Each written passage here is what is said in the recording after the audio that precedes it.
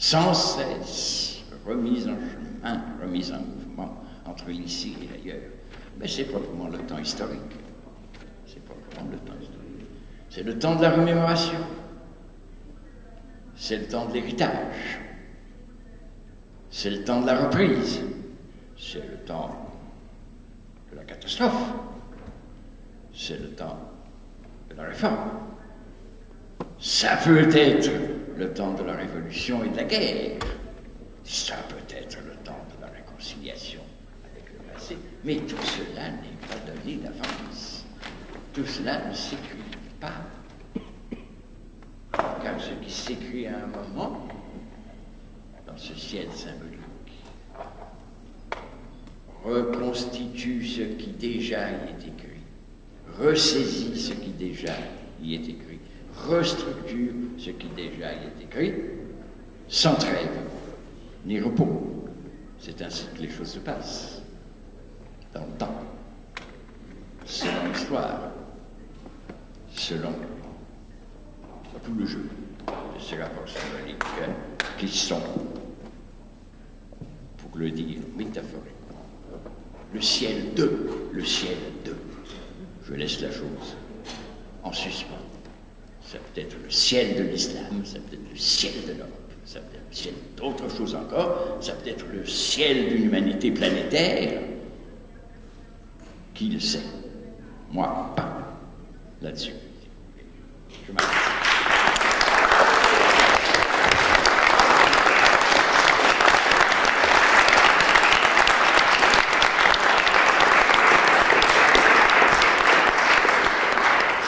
Si, Dominique. Avec les micros. Micro. Est-ce qu'on peut poser une question à Si. l'orateur? Oui, bien sûr. D'ailleurs, j'étais en train de l'inviter à participer au débat final. Il y a un débat final. Ah bon, Non.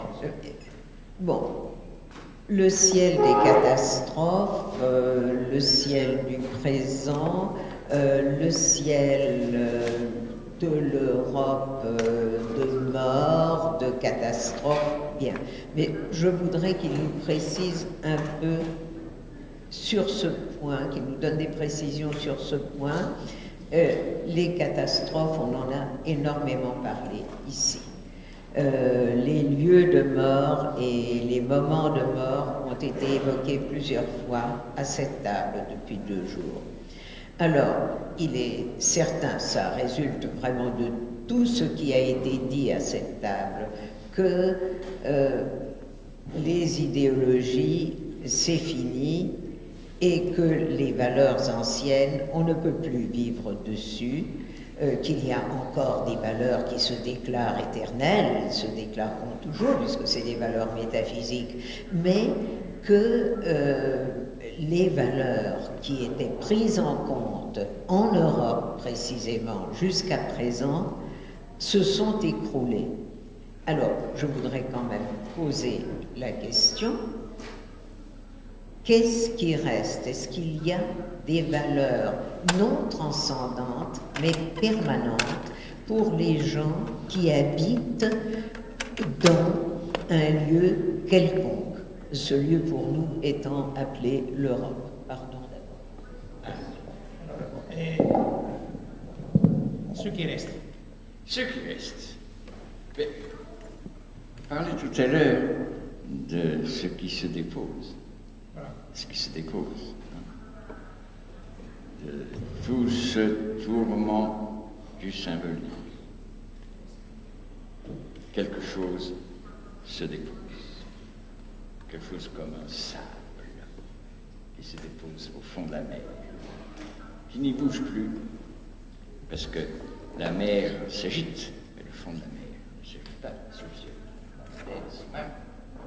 Mais le sable reste. Quel est ce sable? Je me rappelle avoir lu jadis, dans Valérie,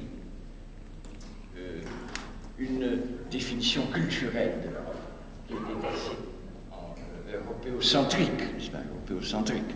Mais bien qu'elle ait été européocentrique, je me rappelle à l'époque, j'étais communiste, j'ai écrit contre cette définition définition des choses que je regrette maintenant.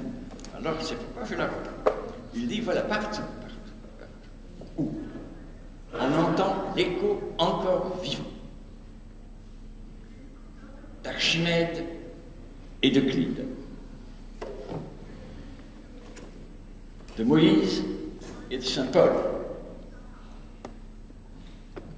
de Platon et d'Aristote, peu importe. L'unité de la philosophie grecque, etc., du christianisme, de la science grecque. L'avenir de tout cela, on entend l'écho. Là est l'Europe, là est l'Europe, là est l'Europe. Donc, disait-il, il disait l'Amérique. L'Amérique n'est que son développement formidable. Formidable, formidable. Je demanderai être. Mais voilà, mais quelque chose s'était déposé. Quelque chose s'était déposé. Justement, cette relation désignée symboliquement comme celle d'Archimède et de Clide de Saint Paul. Ça s'était fait autour de la Méditerranée, géographiquement, tout ça. Autour de la Méditerranée. À ce compte-là, l'Euphrate, la région de l'Euphrate. Elle est aussi de cette Europe. Hein, parce que c'est là que nous avons appris à regarder le ciel. C'est là que les hommes ont appris à calculer ce qui se passe dans le ciel.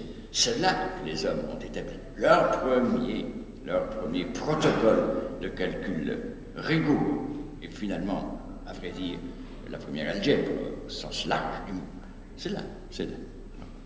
Donc ça aussi, c'est de ce point de vue inscrit dans le ciel symbolique de l'Europe, et il demeure sous d'autres formes.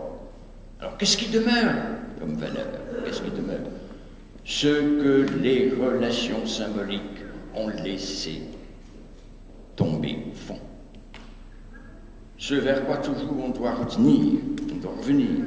Ce qui d'une certaine façon peut s'oublier, mais vers quoi on peut toujours retourner. Peut-être, mais il y a un lieu de calme. Il n'y a pas de fond, ça veut dire qu'il n'y a pas de point d'arrêt. Mais il y a un lieu de calme.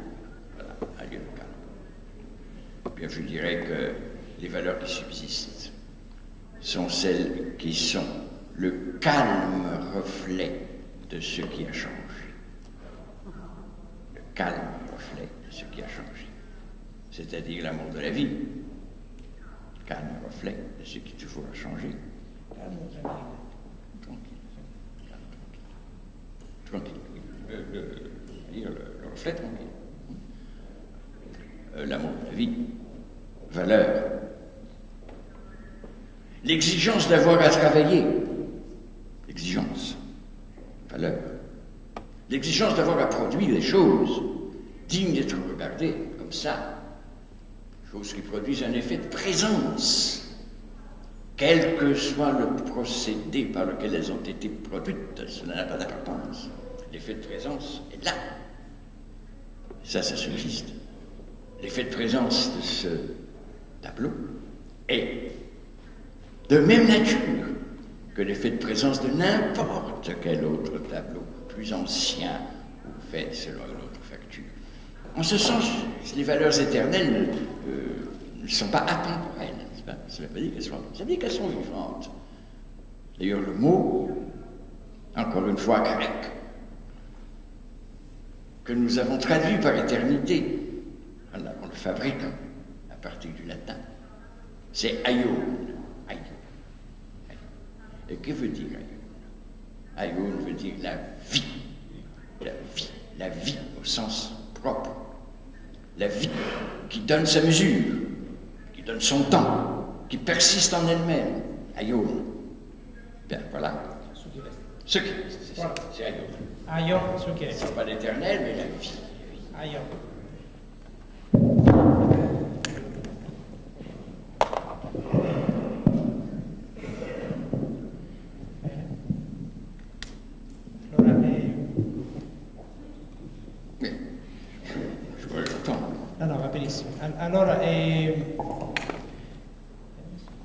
Allora adesso, mentre ricordo, no, che sarà un'esposizione pomeriggio, quello del liberalismo russo, e invito gli amici russi a essere presenti qui nel momento dell'esposizione da parte di Lucio da Santo, altri che ho già annunciato, e poi un dibattito, un intervento finale, un dibattito alle 5, dopo le 5. Poi questa sera, per gli amici che sono ancora qui, c'è una cena in modo da ritrovarci alle 8. A me sembra che questo lavoro di Jean-Pierre Fay sia interessante a differenti titoli. Prego. Allora, la ragione narrativa, no? È il titolo del libro, mentre qui il vento della cifra, no? Prego. Oui, je vais parler, puisqu'on a parlé du temps, moi je vais parler du vent. Seulement,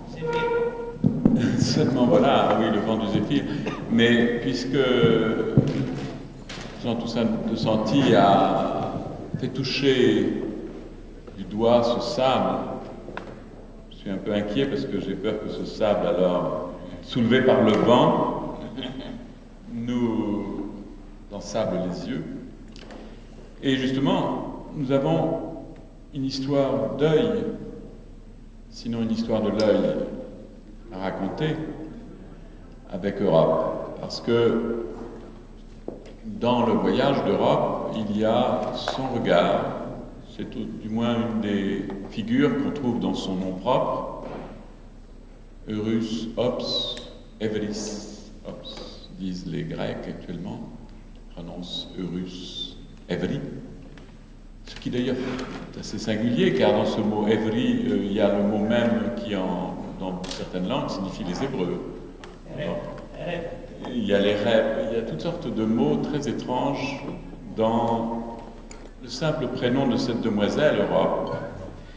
Et le vent qui va souffler pour l'entraîner sur le dos d'une bête, en même temps l'éloigne de son grand autre, c'est-à-dire sa patrie, qui n'est pas l'Europe, au contraire, mais qui est l'autre de l'Europe, dont parlait Dominique de Santillaire, qui est au contraire l'Asie, le pays de Phénix ou d'Agénor, roi de Tyr.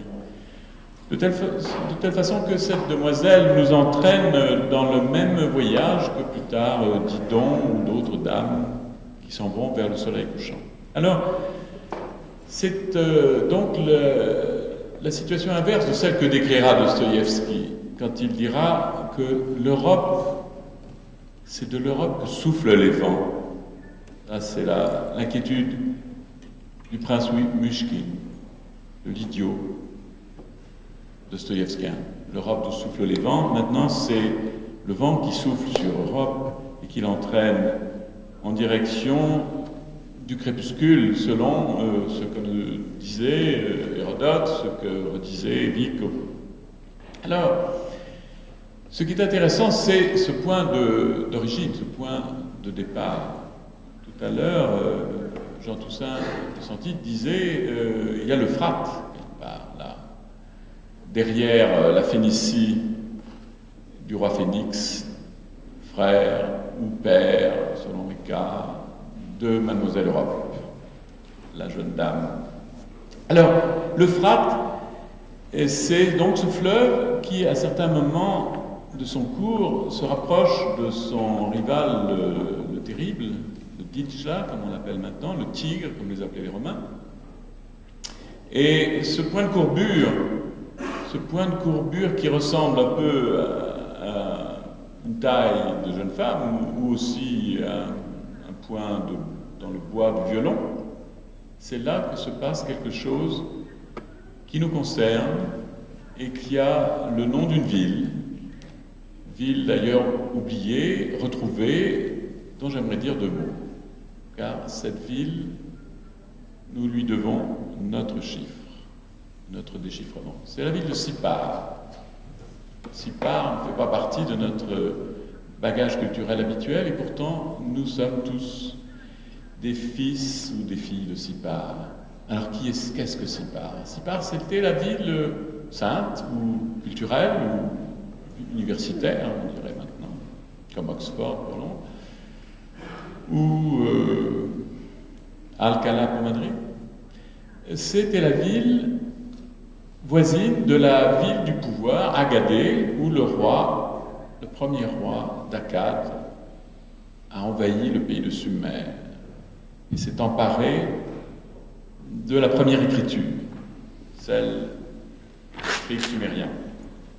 Et voilà que le roi sincère, Sargon l'Ancien, en fondant ce pouvoir akkadien, introduit dans l'histoire la première de ce qu'on a appelé les langues sémitiques, plus tard par un choix arbitraire des philologues allemands ou autres, dans notre temps moderne. Et cette langue sémitique, en s'inscrivant par-dessus l'écriture pictographique de Sumer, a produit cette réalisation surprenante et miraculeuse qui est la phonétisation du dessin et de l'écriture. Phonétisation dont on voit aussi quelques rudiments, quelques tentatives dans le hiéroglyphe qui se trouve à côté de nous, la Piazza Colonna, la Piazza Montecitorio. Mais c'est la phonétisation suméro-akkadienne qui a vraiment produit ce qui va devenir l'alphabet phénicien, araméen, hébraïque, grec, arabe, etc. Donc cette merveille de la parole, une fois prise dans le filet du dessin, va devenir de quelque chose qui part aussi dans le voyage d'Europe vers l'Occident. Mais il y a quelque chose de tout à fait singulier qui fait partie du bagage de la Dame Europe et qui est écrit dans le nom même de Sipar. Quand j'étais allé visiter les fouilles de Sipar, qui se trouvent donc actuellement à peu près à mi-chemin entre Bagdad et l'ancienne Babylone, un peu au nord de Babylone, un peu à l'ouest de Bagdad, l'archéologue qui avait découvert la première bibliothèque bilingue, bibliothèque bilingue qu'il avait trouvée en faisant une tranchée dans le sens horizontal. Au lieu de creuser en faisant des trous, ces trous qui en fait abîment tout, qui mettent tout pêle-mêle, il était tombé face à une bibliothèque où étaient rangées les tablettes, comme dans un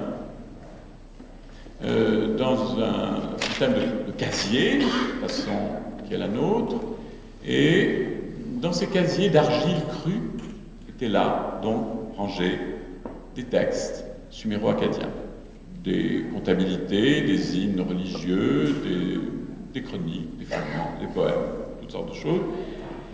Et voilà que tout cela écrit avec la pointe du roseau sur argile, n'est-ce pas, cette très fragile inscription, prise dans les marécages voisins, sur fond d'argile. Voilà que tout à coup, me disait-il, maintenant on découvre que ce mot Sipar, qui au départ est tout un calligramme pictographique qui signifie le jour de la voix du prince de la cité, finalement en se contractant donne ce mot Zimbirki qui devient Sipar.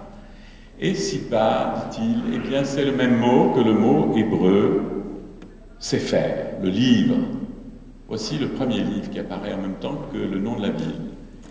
Et le Sefer hébraïque, qui a donné son nom au grand livre de la Kabbale, le Sefer HaZohar, l'autre, Bahir, c'est aussi presque le même mot, à quelques petites notations près, que Sephar, qui est le nombre, et Sipur, qui est l'histoire. Alors voilà donc un nombre qui va faire beaucoup d'histoire.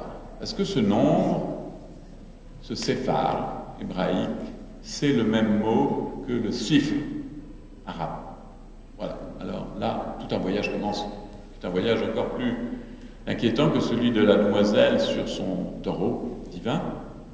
Parce que le Sifr arabe, le Sifr, il a lui-même fait voyager un autre mot, venu lui de l'Inde, un peu plus loin de l'Indus. Lorsque l'Empire arabe touche à l'Inde, il rapporte vers l'Occident, dans un même voyage, du soleil levant au soleil couchant, il ramène le Sunya. Le Sunya de l'Inde, c'est-à-dire l'élément vide, l'ensemble vide, l'élément neutre, on dirait maintenant. Or, nous savons, par l'axiome de Peano, que ce nombre vide est aussi un nombre. Et qu'il va avoir toute une histoire pour notre Occident. Car c'est à partir du moment où est pensable cet élément de l'ensemble vide que va commencer cette opération que les livres du IXe siècle arabe appellent l'Al-Jabr. Le livre de l'Al-Jabr, le Kitab al-Jabr d'Al-Khwarizmi, c'est donc le premier traité de proto-algèbre. Mais ce mystérieux signe du chiffre, il va lui aussi se traduire en plusieurs langues, en particulier dans la langue italienne, il va devenir effectivement le zefiro, le zéro. Et la cifra, c'est avant tout ce zéphyr italien qui entre en Europe avec derrière lui toute l'opérativité que lui a apporté le voyage indo-arabe. Là, vous direz, mais est-ce que c'est vraiment le seul cas d'apparition de ce nombre zéro? En fait, pas tout à fait, car il y a un zéro chez les Mayas, dans leur calendrier, il y a même un zéro chez les Chinois. Et les Chinois ont d'ailleurs une belle façon d'écrire le zéro, ils l'appellent la goutte d'eau, ils l'écrivent comme une goutte, ils appellent ça la line. Et nous en discutions avec un historien russe de la mathématique chinoise qui disait qu'effectivement ce zéro vient là, mais il ne joue pas le même rôle opératoire que dans l'algèbre arabo-hindou, et en tout cas dans l'algèbre italienne. Alors voilà que le voyage du chiffre va donner son ciel de théâtre, son ciel de voyage à Mademoiselle Europe. Parce qu'à partir du moment où la géométrie grecque, qui est née au bord de l'Asie et de l'Afrique, qui est née en Ionie, puis en Cyrénaïque, au bord de l'Égypte, en Ionie, sur le bout du monde babylonien, voilà que lorsqu'elle rencontre en chemin l'algèbre italienne, elle va produire quelque part en France, en fait en Allemagne, dans le voyage d'un gentilhomme poitevin ou tourangeau qui s'appelait René Descartes, Cartésius. Ce Cartésius, effectivement, voit tout à coup sous ses yeux cette espèce de mariage de la géométrie des coniques athénienne et de l'algèbre italienne de la Renaissance. Et c'est là que commence alors un autre voyage du centre-Europe. Cette Metelleur Europa dont on parlait hier, eh bien, elle va avoir pour destin de faire varier les figures vers le point où elles s'évanouissent dans le zéro. Et ce sera l'éblouissement de Leibniz lorsqu'il lira une figure de Pascal tout à fait particulière aux yeux de Pascal, mais qui aux yeux de Leibniz sera le triangle inassignable, le triangle qu'on peut mettre où l'on voudra et qui effectivement, en se rapprochant à l'infini du zéro, nous donne la maîtrise du mouvement. C'est là la clé de l'opération européenne, disons de l'âge classique, celle qui va d'ailleurs donner à l'Europe, au moment de sa pire division en nations, la maîtrise du reste du monde par un instrument vulgaire qui s'appelle l'artillerie. Et c'est d'ailleurs un certain Napoléon, né à Ajaccio, qui va faire de l'enseignement du calcul infinitésimal, leibnizien ou newtonien, un moyen de défoncer les régiments de ses adversaires particulièrement efficaces. En même temps, d'ailleurs, nous allons le voir, l'universitas, qui est né dans un certain contexte du Moyen-Âge européen, va se transformer en école d'artillerie sur la montagne Sainte-Geneviève. Et je pense que c'est là le signe même de l'apogée de cette phase singulière et peut-être catastrophique qui est l'âge des nations. Alors, voilà. Nous sommes donc partis avec Leibniz en route vers l'artillerie napoléonienne, mais Leibniz a plus d'un tour dans son sac. Il est aussi celui qui, à la fin du siècle XVIIe, dans les années 90, on pourrait bientôt fêter cet anniversaire, est celui qui a médité sur deux nations qu'il appelait les plus policées du monde. D'une part la Chine, de l'autre part l'Europe. Une curieuse comparaison, pour la première fois, entre ces deux massifs humains qui sont aux deux bouts du même continent et séparés d'ailleurs par un univers beaucoup plus mystérieux dont on commence seulement à parler pour Leibniz, et qui est celui où un certain Pierre est en train de bâtir Pétersbourg, précisément, dont on parlera bientôt ensemble, j'espère. Eh bien, voilà deux nations très policées, mais l'une d'entre elles, contrairement à l'autre, n'a pas dépassé le stade des royaumes combattants. Alors, nous sommes toujours dans cette Europe munie du chiffre, mais encore incapable de son déchiffrement. Et pourtant, c'est ce même Leibniz qui, quelques années plus tard, un an avant de mourir, en 1715, commence à écrire des choses sur la paix perpétuelle en Europe. Il devient un des premiers commentateurs de ce fougueux et chimérique abbé, beaucoup moins excitant pour notre esprit que Tirso de Molina, mais qui est l'abbé Charles Castel de Saint-Pierre, fou d'Europe. Celui-là passe sa vie à embêter tout le monde, les gouvernements comme les philosophes, pour leur parler de l'Europe et de la paix perpétuelle en Europe.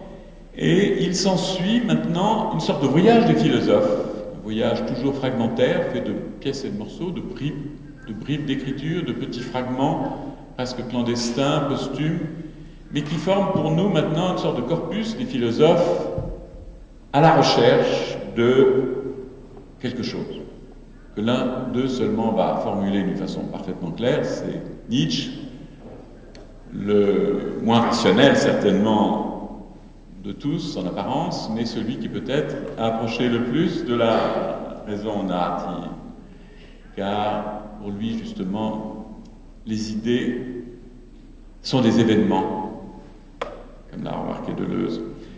Et par conséquent, c'est lui qui va clairement dire que ce qui vient, ce qu'il voit venir, c'est l'Europe une. Das eine Europa.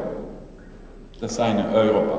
Voilà donc que dans le milieu des années 80, du siècle précédent, au moins un penseur en Europe dit clairement qu'il voit venir l'Europe une. Personne d'autre à l'époque ne va se hasarder trop clairement dans ce genre d'idée, et lui-même est très prudent à cet égard, parce que nous ne trouvons ces formulations que dans son Nachlass, dans ses œuvres posthumes. Quand il reprend presque les mêmes phrases pour une publication qui pourtant a un titre provocateur, par-delà bien et mal, il adoucit la formule en disant qu'il y a une aspiration à l'Europe, mais l'Europe une, à l'âge de Bismarck, ou de Napoléon III, ou de quelques autres, c'est tout de même une idée tout à fait folle. Quand Hugo prononce ces termes d'États-Unis d'Europe au Parlement, tout le monde s'écrie quelle énergumène, quelle extravagance, ces poètes sont fous. Alors, la chose n'est pas finie en effet, parce que, encore en pleine guerre de 1914, c'est-à-dire la Première Guerre mondiale, il y a un poète portugais, Pessoa, qui est en train de dire, voilà, l'Europe, elle en a assez. Elle en a assez d'être ce qu'elle est, c'est-à-dire rien.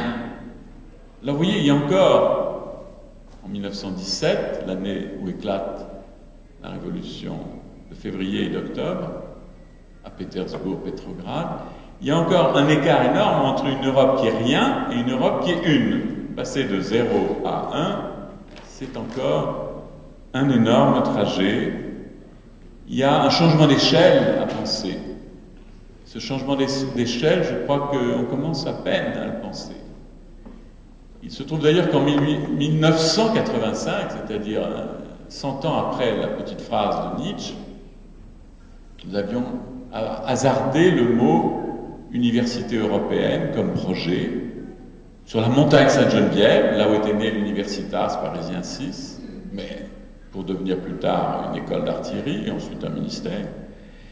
Et quand nous avons hasardé ce mot, un philosophe postmoderne de langue française, il y a aussi des philosophes postmodernes de toutes les langues, il y en a de langue italienne, qui ont fait quelques prouesses aussi, mais celui de langue française a dit, voilà une proposition chimérique. Et chimérique de parler d'université européenne, et même il est allé plus loin, il est allé jusqu'à essayer de faire fermer à clé les amphithéâtres où se réunissaient les premiers séminaires d'une universitas européenne. Mais voilà, retournons en 1885, donc 100 ans plus tôt, nous avons donc un philosophe qui s'appelle Nietzsche, qui vit dans des pensions de famille soit italiennes, soit à Nice, qui depuis peu n'est plus tout à fait italienne, mais un peu italienne, tout à fait, pas tout à fait française, suffisamment non française et non italienne pour plaire à Nietzsche, et aussi Sils Maria, qui est un lieu où toutes les langues sont enchevêtrées, parce qu'il y a la langue, un peu de langue allemande, un peu de langue italienne, et un peu de romanche. Eh bien, c'est là que, dans ce triangle, que Nietzsche écrit des lettres à une jeune Autrichienne dont on sait peu de choses, qui s'appelle Reza von Schirnhofer. Et c'est à elle qu'il vient dire, en juin 85, je viens de dicter un amas de textes qui, dans les fragments, avaient l'air d'être un fouillis de pensées disparates, mais il vient dire, ce sont là mes pensées sur les chers Européens d'aujourd'hui et de demain, avec une majuscule à deux mains, à Morgen.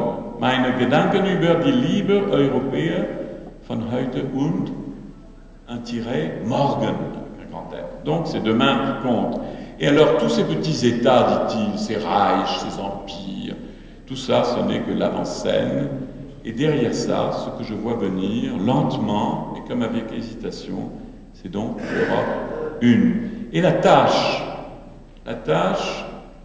ou le travail, le Gesamtarbeit, cette sorte de travail complet, entier, pour tous les hommes profonds et vastes, c'est celle d'élaborer la nouvelle synthèse, celle de l'Européen futur. Voilà. Donc, le déchiffrement nouveau. Bien sûr, il y a eu une série de relais entre Leibniz et Nietzsche. On ne va pas les reprendre, mais on pourrait trouver un texte de Jean-Jacques, de Rousseau, un texte de Voltaire qui ironise sur Rousseau d'une façon tout à fait borgésienne, car le titre, c'est le rescrit de l'empereur de Chine, et c'est l'Europe vue de la Chine, de la main de l'empereur lui-même, qui fait remarquer que tout de même, il n'y a pas que l'Europe au monde, qu'il y a aussi le grand Moghol, le grand Turc, le roi du Japon, et beaucoup d'autres choses encore à décrire. Il reste que Voltaire assiste en ces derniers instants, se fout d'abbé de Saint-Pierre, et par conséquent, lui aussi est au chevet de ce premier insensé européen.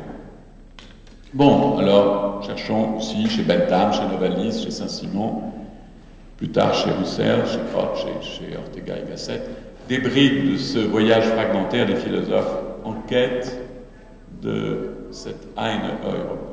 Eine avec un grand E, d'ailleurs, l'Europe une avec une majuscule. Bon, mais voilà donc le voyage du déchiffrement vers une sorte de nouvelle Politeia, qui n'est plus la cité grecque, qui n'est pas non plus la nation, surgit avec la Révolution française et l'article 3 de la Déclaration des droits de l'homme, qui donne toute souveraineté à la nation. Mais à la nation entendue face au roi, pas forcément la nation au sens de la nationalité, mais cependant les choses s'enchaînant, comme vous savez, dans la langue, du siècle XIXe, finalement, le XIXe siècle, et le siècle des nations. Et c'est pourtant là que le citoyen de Sils Maria et de Turin est en train de nous dessiner une politeia nouvelle qui serait celle justement du chiffre, de la chifra, du déchiffrement, du moment zéro pour une autre façon de mesurer l'échelle de l'histoire. Et en cela, d'ailleurs, il est l'héritier, sans le savoir pleinement, de tout un mouvement de déchiffrement, parce que la chifra, le kitab al-Jaber du IXe siècle arabe a engendré dans ses voyages aussi beaucoup de péripéties étranges. Tout à l'heure, De Santi nous parlait de l'Hypokeimenon, cette espèce de sujet qui est déjà là-dessous et qui sert de support à la pensée athénienne. Mais c'est dans le voyage de l'Hypokeimenon, de cette substance aristotélicienne vers l'Espagne arabe, qu'elle va changer complètement de nature, parce que dans la traduction latine faite en Écosse, faite par un Écossais plutôt en Sicile, ou dans la région de Puglia et de Naples, par cet Écossais étrange qui s'appelle Michel Scott, c'est là que les concepts d'Aristote transcrits en langue arabe deviennent le subjectum de l'Europe subjective. C'est en effet dans un kitab, un traité, le grand traité sur l'âme d'Averroès,